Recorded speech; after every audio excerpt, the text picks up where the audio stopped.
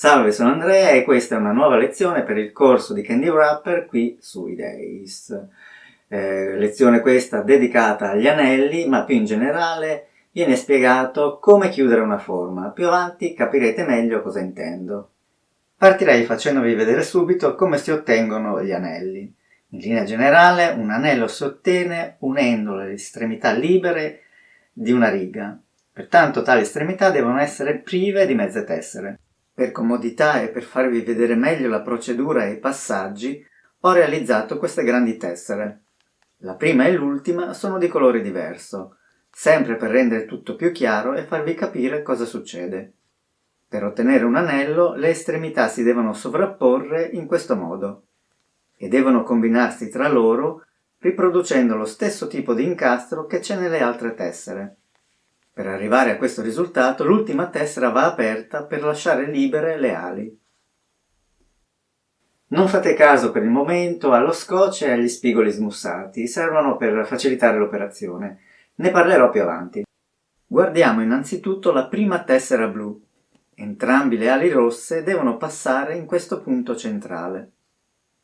Sovrappongo le due tessere e infilo l'ala interna della tessera rossa nella parte centrale della tessera blu, come si è detto prima.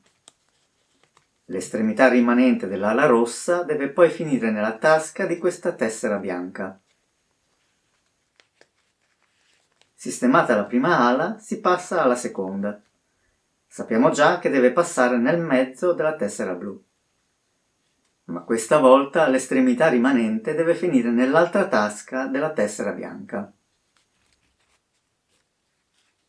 Questo secondo passaggio può essere un po' più difficoltoso del primo, ma insistete e poi controllate che tutto sia a posto.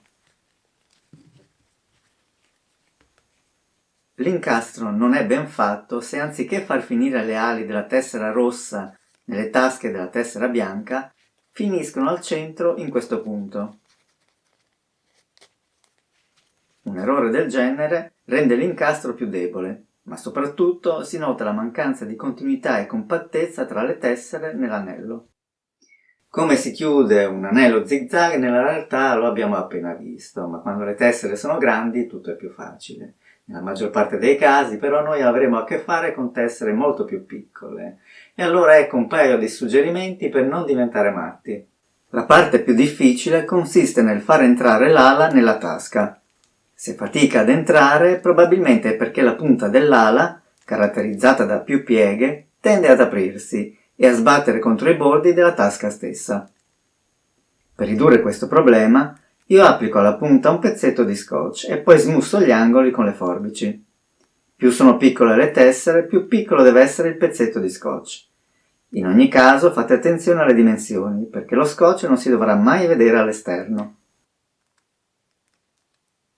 Inoltre, per fare in modo che le ali entrino direttamente nelle tasche, mi servo di alcune linguette di plastica. Ne ho realizzate diverse per tessere di varie misure. Potete farvele usando plastica riciclata. Qui vedete vecchie schede per le ricariche telefoniche che ora non ci sono più. Cercate qualcosa di simile. Anche plastica trasparente, usata per confezionare determinati articoli, può andare bene, purché sia sufficientemente rigida. Vediamo come usare la linguetta su un anello zigzag. Faccio passare la linguetta nella parte centrale della prima tessera della riga e poi la infilo direttamente nella tasca più interna dell'anello. Quindi prendo l'ala corrispondente e la faccio passare tra la linguetta e la parte interna della prima tessera. Grazie alla presenza della linguetta, l'ala è costretta a finire nella tasca. Completo la chiusura con la seconda ala. Faccio uscire la linguetta dalla tasca in cui si trova e la inserisco nell'altra. Poi infilo l'ala sempre tra la prima tessera e la linguetta. Anche in questo caso la linguetta crea un canale che obbliga l'ala a finire nella seconda tasca. Ne ho già accennato quando ho parlato delle righe zigzag. Le differenze che ci sono tra una riga vera e propria e una riga che diventerà un anello sono davvero poche, soprattutto se si guardano i cartamodelli.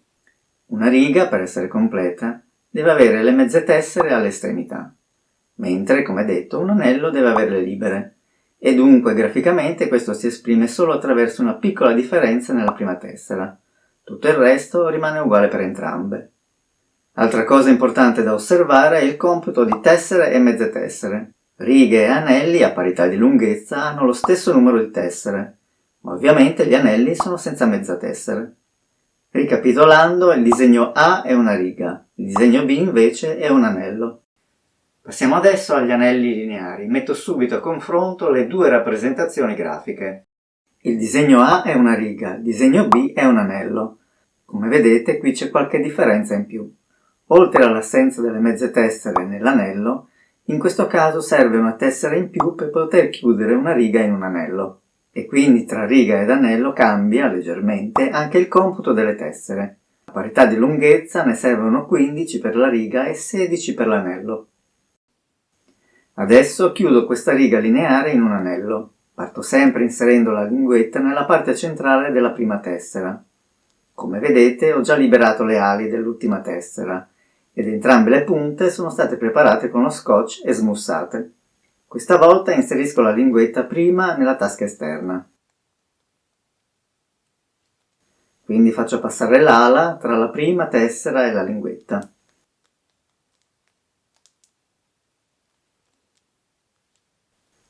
Poi sposto la linguetta nell'altra tasca e completo l'incastro.